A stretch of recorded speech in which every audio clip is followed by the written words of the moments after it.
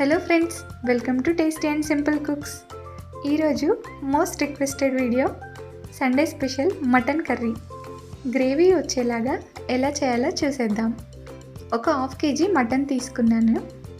ప్లేట్లో వేసుకొని అందులోకి కొద్దిగా కారం, కొద్దిగా పసుపు, ధనియాల పొడి, గరం మసాలా పొడి, అల్లం వెల్లుల్లి పేస్ట్, ఉప్పు, కొద్దిగా నూనె ఇవన్నీ వేసుకొని మటన్ ముక్కలన్నింటికి కూడా పట్టే విధంగా కలుపుకోవాలి. ఇలా బాగా కలిపి ఒక 10 నిమిషాలు పక్కన పెట్టుకుందాం. ఇప్పుడు స్టవ్ ఆన్ చేసుకుని సరిపడా ఆయిల్ వేసుకోవాలి. అందులోకి బిర్యానీ ఆకు, ఒక 5-6 లవంగాలు, 2-3 యాలకులు, ఒక 2 ఇంచుల దాల్చిన చెక్క, కట్ చేసి పెట్టుకున్నటువంటి ఉల్లిపాయ ముక్కలు, 2 పచ్చిమిర్చిలు వేసుకొని కొద్దిగా ఫ్రై చేసుకోవాలి. ఇప్పుడు వీటిని ఒక మిక్సీ జార్లోకి తీసుకుని నానబెట్టుకున్నటువంటి జీడిపప్పును కూడా వేసుకొని గ్రైండ్ చేసుకొని పక్కన ఉంచుకుందాం. ఇప్పుడు అదే ప్యాన్లో మరికొంత ఆయిల్ వేసుకొని వేడయ్యాక షాజీరా, 2 పచ్చిమిర్చి చిలుకలు, ఉల్లిపాయ ముక్కలు వేసుకొని ఫ్రై చేసుకోవాలి. కొద్దిగా అల్లం మరియు పసుపు కూడా వేసుకొని ఫ్రై చేసుకోవాలి. సారీ అండి, ఇందాక నేను ప్యాన్ అని చెప్తున్నాను, కుక్కర్లో వంట చేస్తున్నాను. ఈరోజు మటన్ కదా.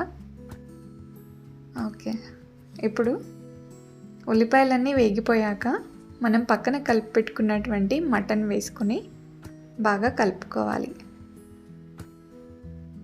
మంటని హై ఫ్లేమ్లో పెట్టుకొని 1 నిమిషం మటన్ని బాగా ఫ్రై చేసుకోవాలి. పచ్చివాసన అంతా కూడా పోతుంది. ఇప్పుడు మంటని మీడియం ఫ్లేమ్లోకి తగ్గించుకొని మూత పెట్టుకొని ఒక 2 నిమిషాలు ఉడికించుకుందాము. విజిల్ పెట్టకూడదు. ఇప్పుడు మటన్లోంచి వాటర్ అంతా బయటకు వచ్చి చాలా బాగా ఫ్రై అవుతుంది.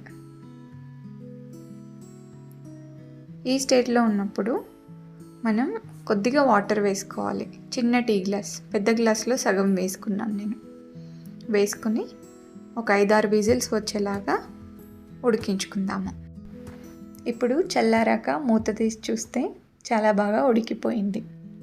తర్వాత స్టవ్ ఆన్ చేసుకొని కుక్కర్ పెట్టుకోవాలి.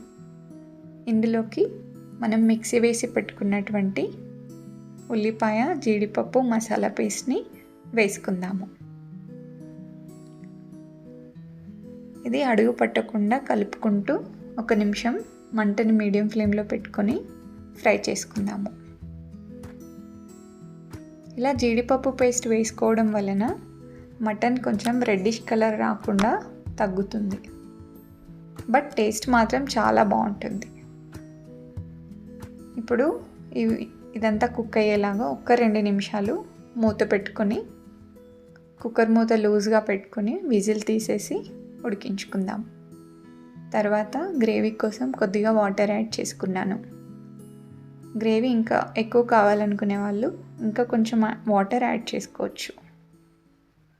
ఇప్పుడు మళ్ళీ మూతను లూజ్గా పెట్టుకొని ఒక 5 నిమిషాలు మంటని హై ఫ్లేమ్లో పెట్టుకొని కుక్ చేసుకోవాలి. చాలా బాగా కుక్ అయిపోయింది. ఇప్పుడు రుచికి సరిపడా ఉప్పు మరియు కారం చూసుకొని వేసుకోవాలి.